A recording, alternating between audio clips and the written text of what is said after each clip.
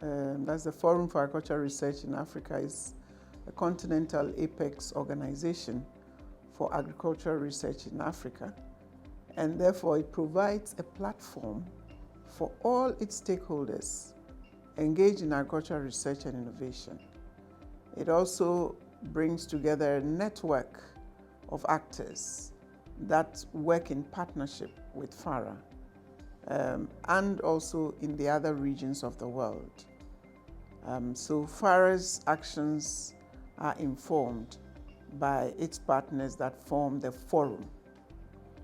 It is also mandated by the African Union Commission as the technical arm that is responsible for matters on agricultural research.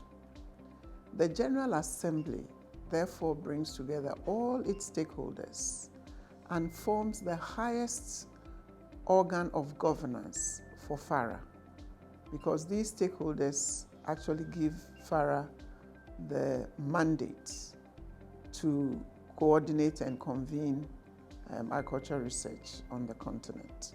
The General Assembly meets every 3 years, so it actually defers responsibility to the FARA board every year to take decisions on FARA issues on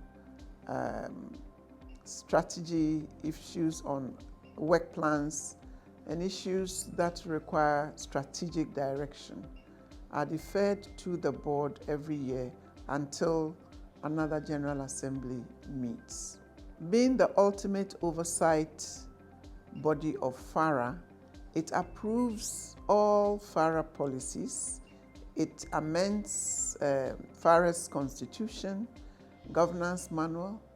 It's also responsible for the selection of the chairperson of the board of directors of FARA and the ratification of the executive director of FARA, including the strategy and the business plan of FARA.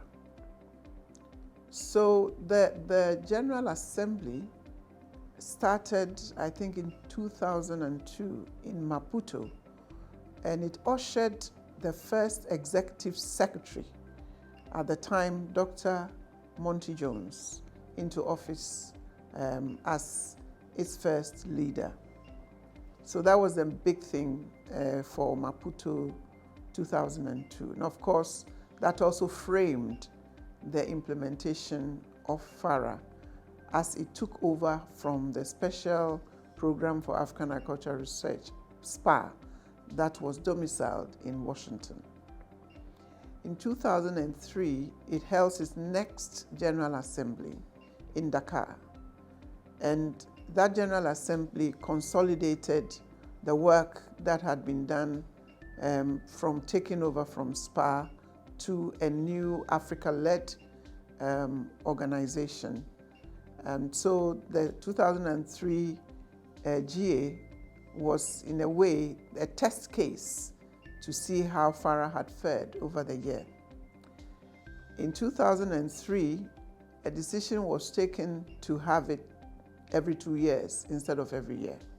So in 2005, the next one was held in Entebbe, and that was also a watershed because it decided to have, in addition to the General Assembly, a week-long event that brought all the work that the scientists or researchers on the continent wanted to show and the progress that we had done or we have had over the 2 years.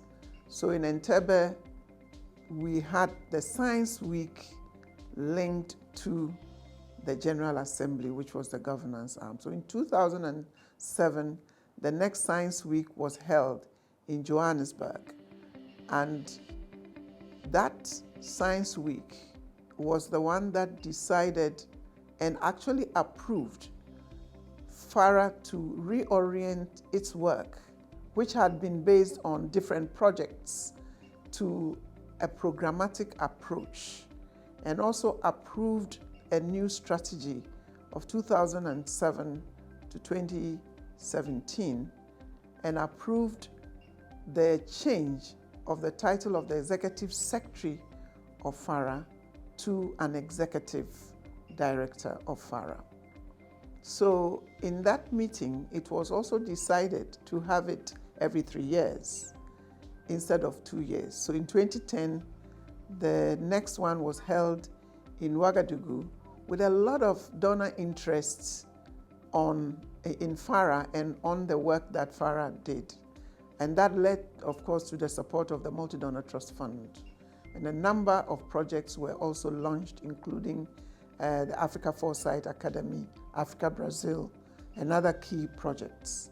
The next one in 2013 in Accra saw to the consolidation of the science agenda for agriculture in Africa, which was being prepared for the AU Heads of State Summit the following year in Malabo. It also saw the exit of the first executive director and the entry of our new executive director, Dr. Yemi Akimbamijo, into office. Then in 2016, the General Assembly in Kigali held a roundtable that led to Africa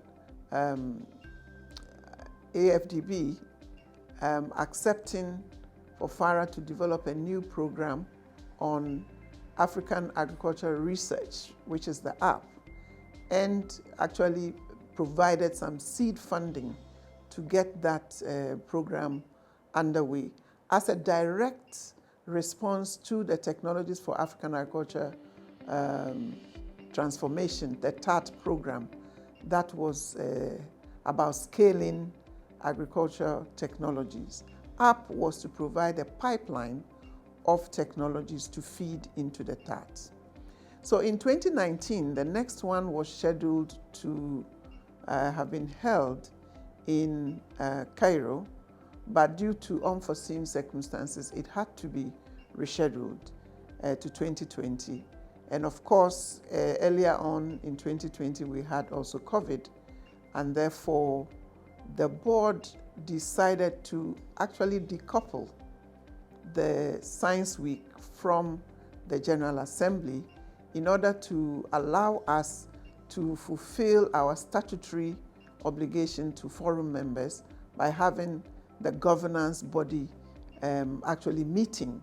So that led to the decoupling of the Science Week from the General Assembly.